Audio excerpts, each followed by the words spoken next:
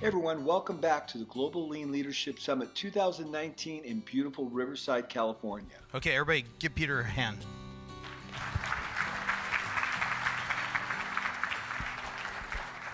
All right, good afternoon, everyone.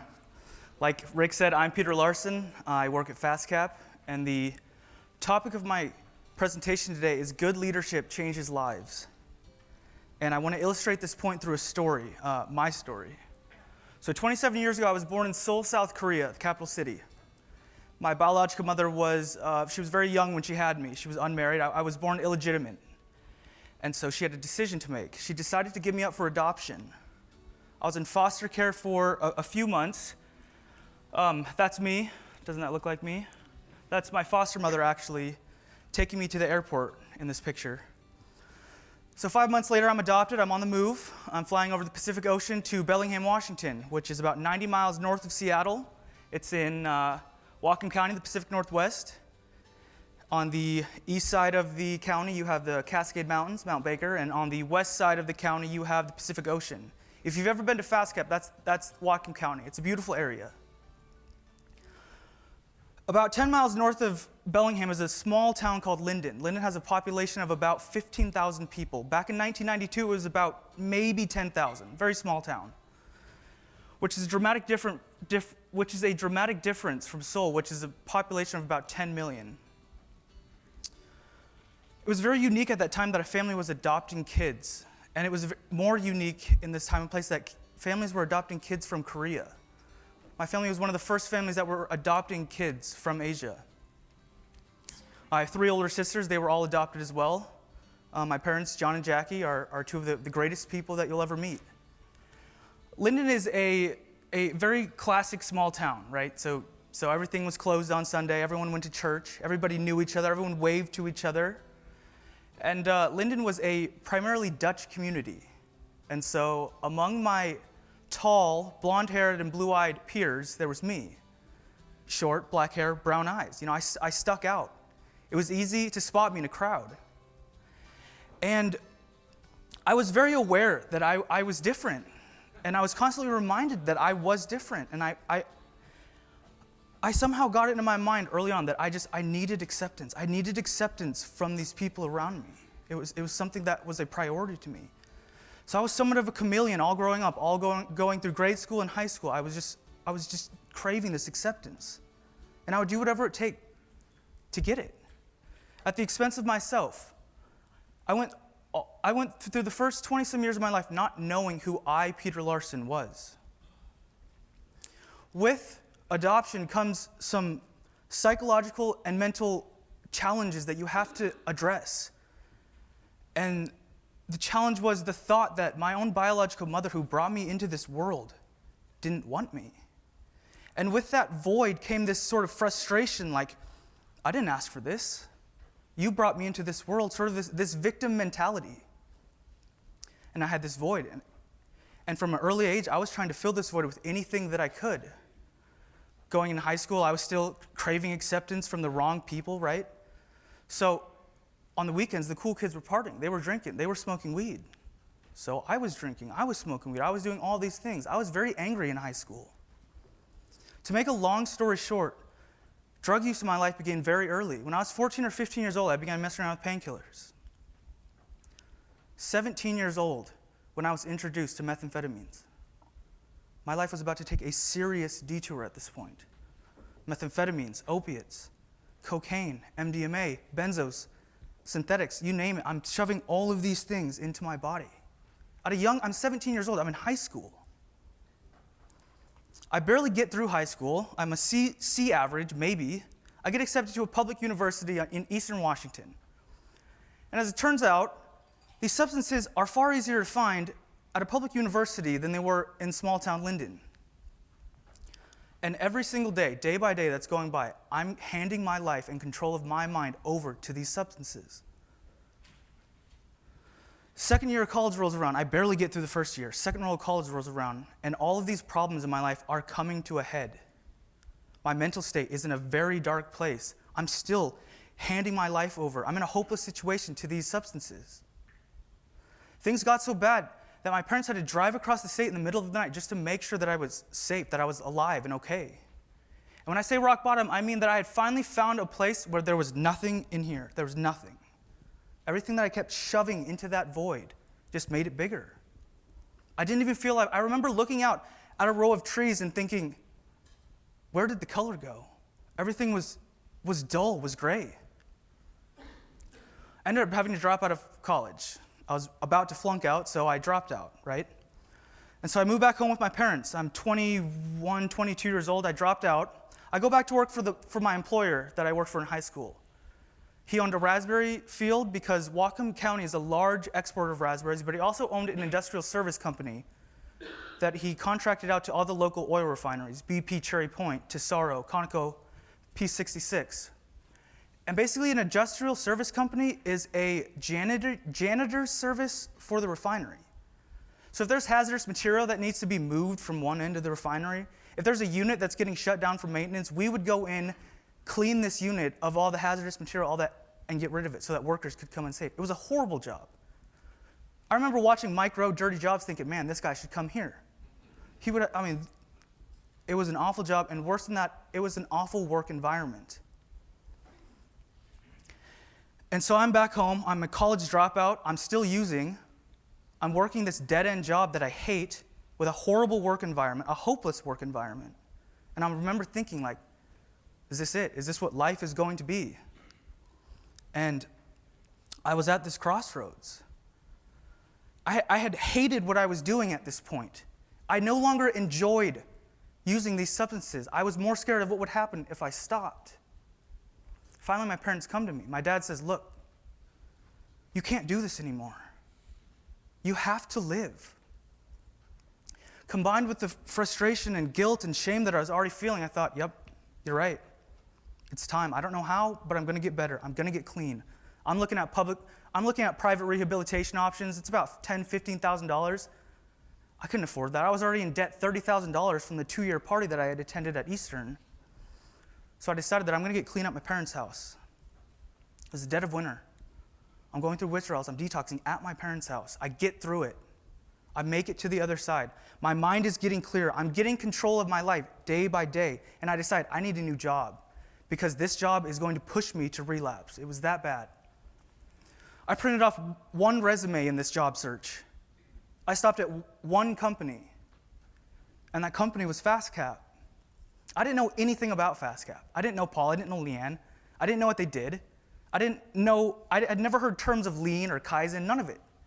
I just showed up. And I remember walking through the door at FastCap, and I see Sandy and Alicia Freeberg. And it's mother and daughter from the high school community that I was at. And I thought, great, like, it's over. Before it even starts, it's over. But I meet Leanne. And Leanne says, we're not really hiring right now, but why don't you come back in a couple weeks and just meet Paul, just meet with him. I said, all right, I can do that. A couple weeks go by. I'm thinking to myself the day before I meet Paul, like, I'm a college dropout. I'm barely not a drug addict. How am I marketable? What kind of life am I going to have? And I felt, again, this hopeless feeling. But I go to FastCap the next day, and I meet Paul. And I hand Paul my resume, which is about half of a page after some clever spacing and margins. And I hand Paul my resume, and it's the instant that I hand it to him, I realized what I had pretty much put on this resume. College dropout, Eastern Washington, this state to this state, no degree earned. I'm thinking, you idiot, why did you even print out a resume? You had nothing to put on it. But Paul looks at that resume, looks it over, he says, wow, you've been at your last company for a long time. For somebody your age, that shows that you have a lot of loyalty. And I'm thinking like, whew, he missed that whole college dropout part, which I don't think he did, but so we get to talking a little bit longer. And I'm getting this sense that Paul, this guy wants me to work for his company. And he asked me, can you do a test day right now? Can you work for the rest of the afternoon? I said, yeah, I can do it. I can work. He says, great. And then he said something. He said, wait here. I got to go talk to Colby. Colby's his son. I got to go talk to Colby because I think you could be great. And I had never heard this before. And he left, and these words were echoing. I had a reputation. I came from a small town. I knew what people were saying about me. I was very aware of it. Most of it was true. But hearing Paul tell me that, it changed everything. I was ready. If I was on the fence about being ready, no more. I was ready. And so I started working at FastCap. And I remember walking through grocery for the first time at FastCap and seeing all these boxes faced off. And I remember seeing all of these, the hyper-organization, and everything had rhyme and reason and purpose for being in this facility. And I thought about my own life and how much of a dramatic contrast it was to this perfect, seemingly perfect environment. And it was so impactful. It was like this breath of fresh air, this peace, just being in this building. I had to see a company like FastCap to believe that companies like this existed. The company that I'd come from, totally opposite of this. Not even close. I had to see it to believe it.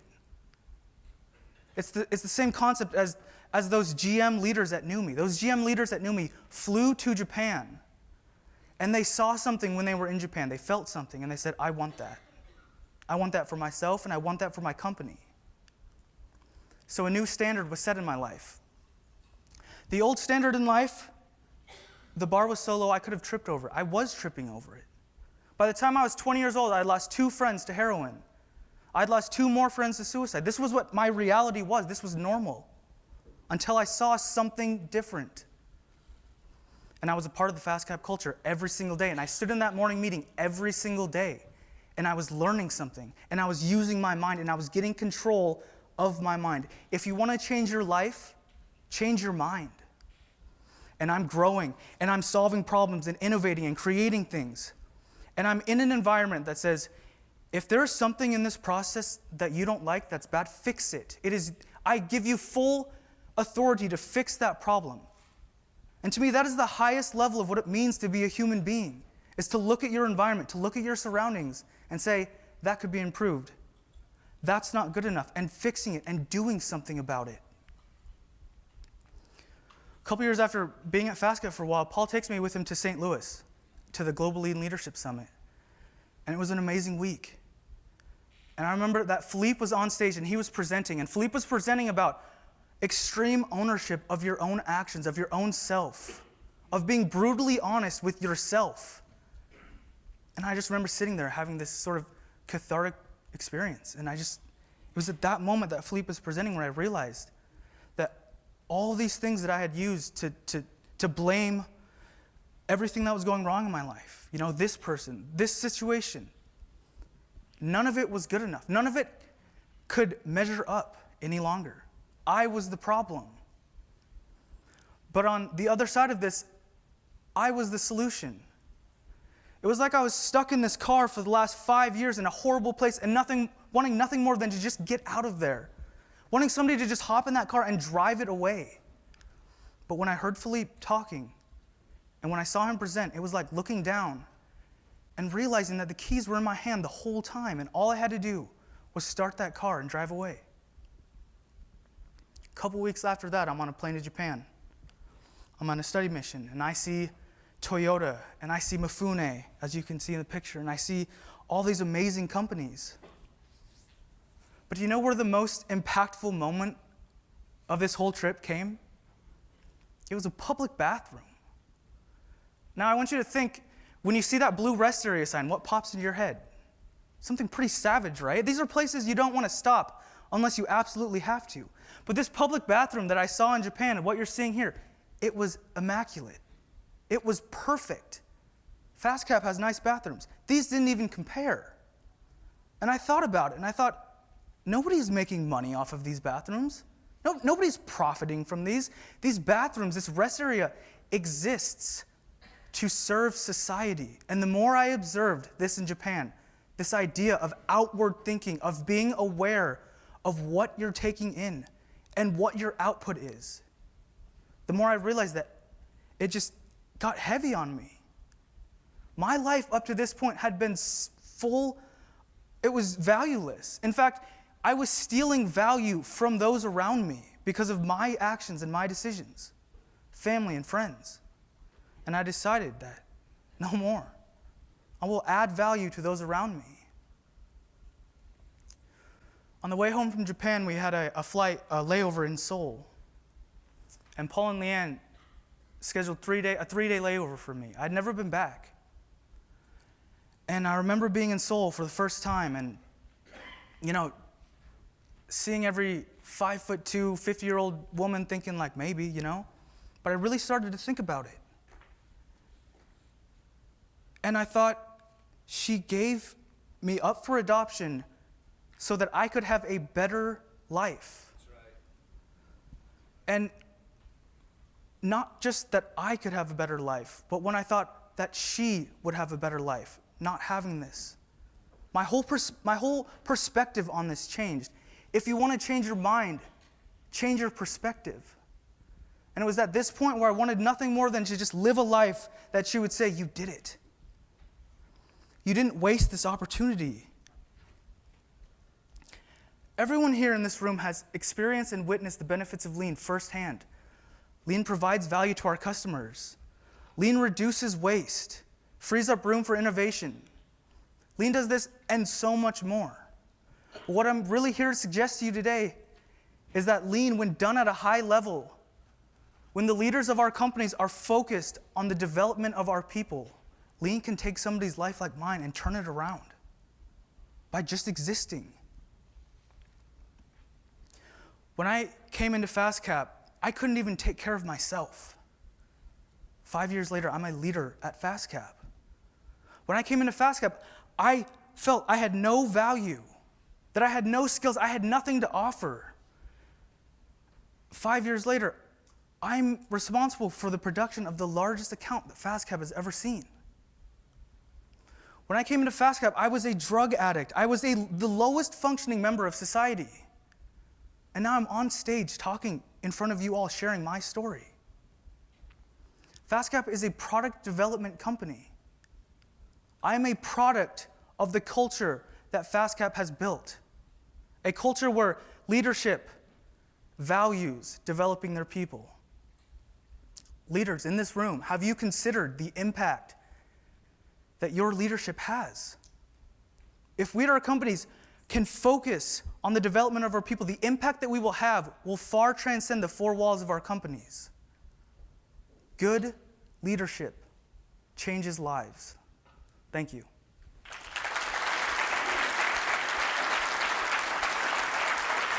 Phenomenal job, buddy. Phenomenal job. Thanks, sir.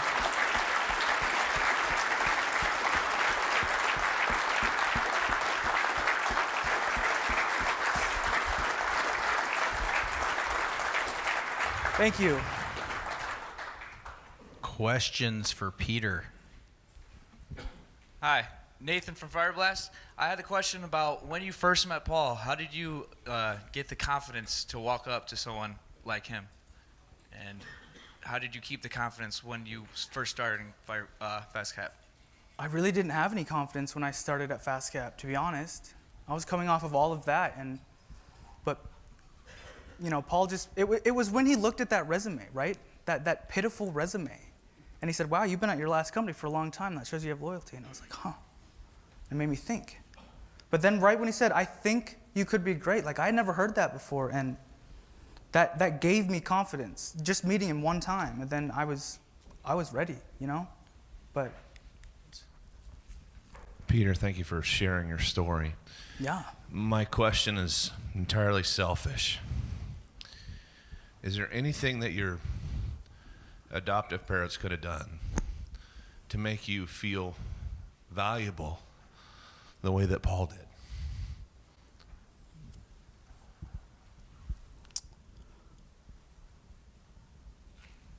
It just took me processing all of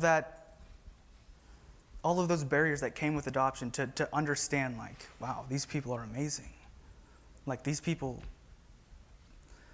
they gave up a lot so they could bring me to the United States, that I would have a chance at a better life. And it just took growing. It took changing my mind about things to really but when I look back at how my adoptive parents handled the situation, I'm grateful. I'm grateful that they let me struggle as much as they did, that they gave me the opportunity to fail, that they gave me the opportunity to grow, because you can only have growth through failure, through hard things. And so for that, I'm grateful. But now my relationship with my adoptive parents couldn't be better. It just took growing. It took maturing. Thank you. Might be a little hard for me to say this. I have an adopted son from Korea who came when he was 5 months old. Oh. And he's 27. And his name is Peter. And he went through a similar story, maybe not to the same depths as you did, but dropped out of college and had to restart his life. And it was only through working at Steelcase, through a lean manufacturing environment, that he found some of what you found. And so I just wanted to thank you for having the courage to get up there and tell your story. Of course, Tim, thanks.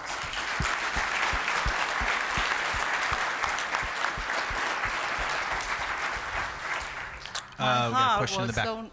My heart was so nervous that made me think that I need to say something.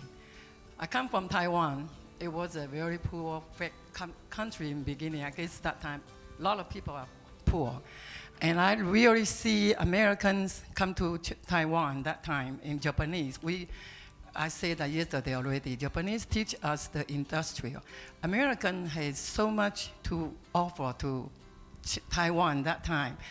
Anyway, now I can see that to everybody.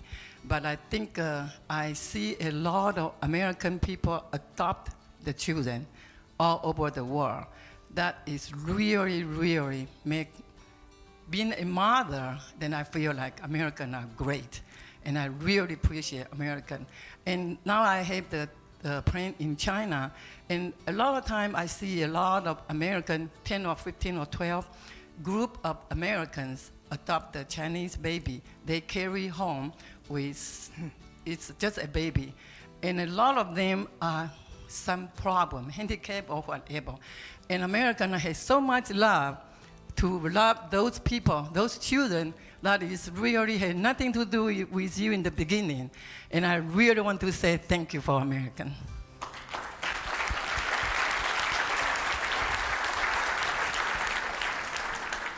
Thank you very much, Peter, for sharing your story with all of us. Paul, fantastic. Fantastic. And, you know, I mean, you're developing people. You're developing fantastic speakers. Peter put a fantastic job at speaking also. So, yeah, fantastic.